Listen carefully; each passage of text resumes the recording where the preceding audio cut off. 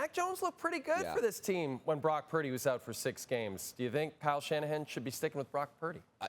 Again, this is where that weird kind of dynamic of the NFL comes in, is you don't really have a choice because you paid him over $50 million and you're not paying Mac Jones that.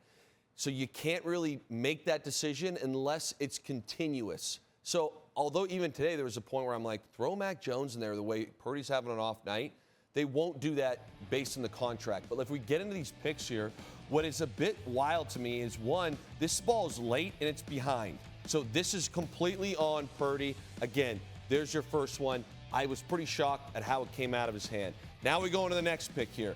Okay, we talked about this in the highlight, Jay.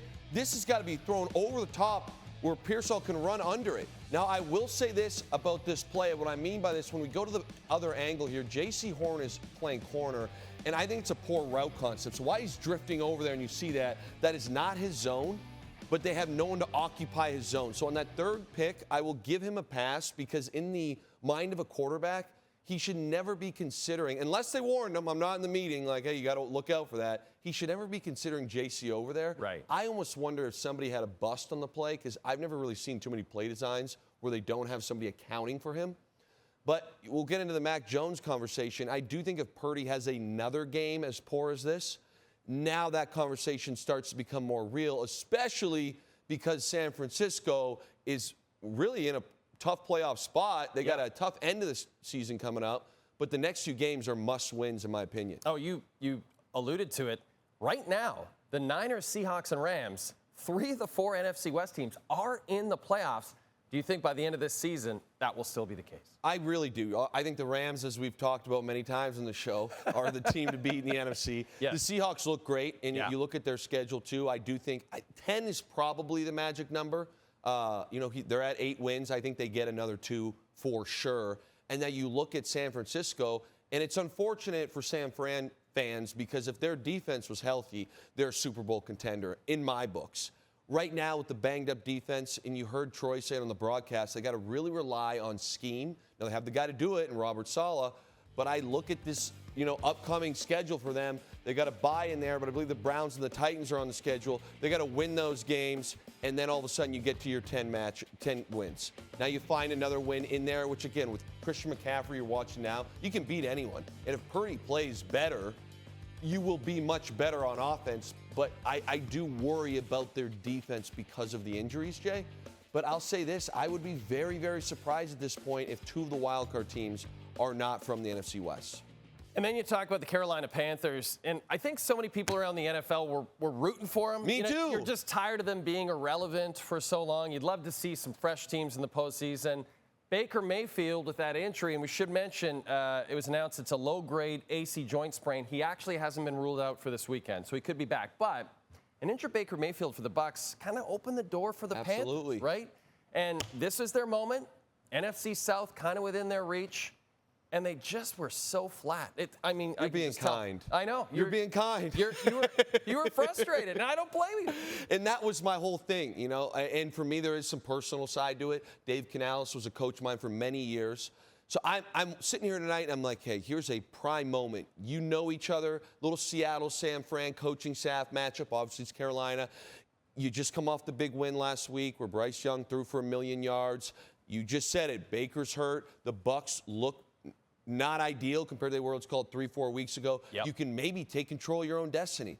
And you come out here and you play so bad. And it started with your quarterback. Look at this play. 1, you can run it in. 2, I mentioned it, your underneath tight end Tremble should not be in this situation. So you have an ME there or, just a blatant mistake. The throwing of the football by Bryce Young, again, here, I'm like, go scramble, do something. We come up, and I know it's an off-schedule play, but great teams make that play. A chunk play there is massive. And, Jay, look at how long this ball's hanging in the air. It's a duck. It's the right throw. We just can't get it done. And this was the final pick. It's a nice interception. I do think, like we talked about, there's a PI. But in this league, we talk about this a lot. There's a lot of times where games are lost more than they're won. But there are also times where you can go out and win the game. And I thought there were numerous opportunities for this team to at least put themselves in the game today. And they came out here and said, yeah, we're good. We're good. We're just going to be kind of a trash team. The same old Carolina Panthers. Bingo. A new episode of your podcast, Film Never Lies, comes out Tuesday morning. This is the one that I'm looking forward to the most. Yeah. It's your boy. This is my guy. Your boy. This is my guy. Another retired tight end. Yes. Mr. Jimmy Graham. First of all, I love this clip. Let's take a listen to this.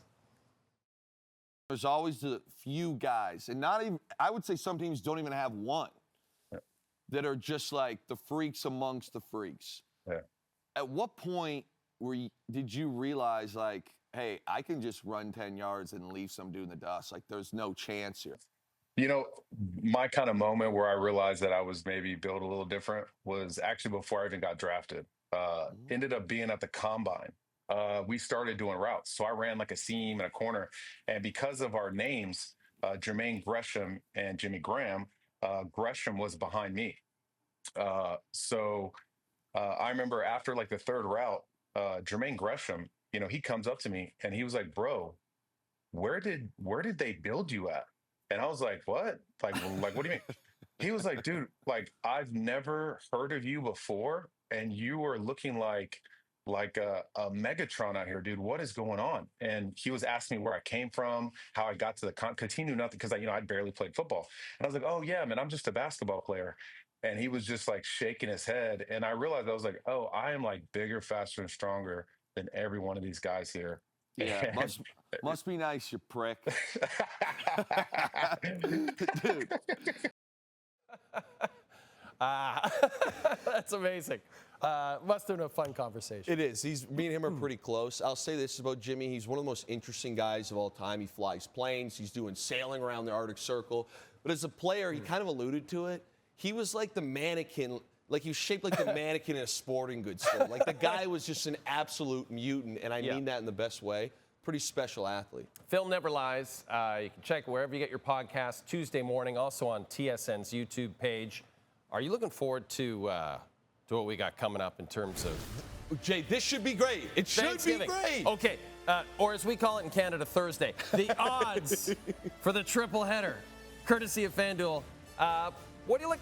Hey, the Lions and Packers. This is nice. Lions a slim 2.5-point favorite. And I just mentioned the NFC West teams. I think two will get in. So one team, whether it's these two or the Bears, are not going to make the playoffs. This is a massive game for both these teams. Chiefs, field goal fave against the Cowboys. They got to keep the momentum Chiefs going. are rolling.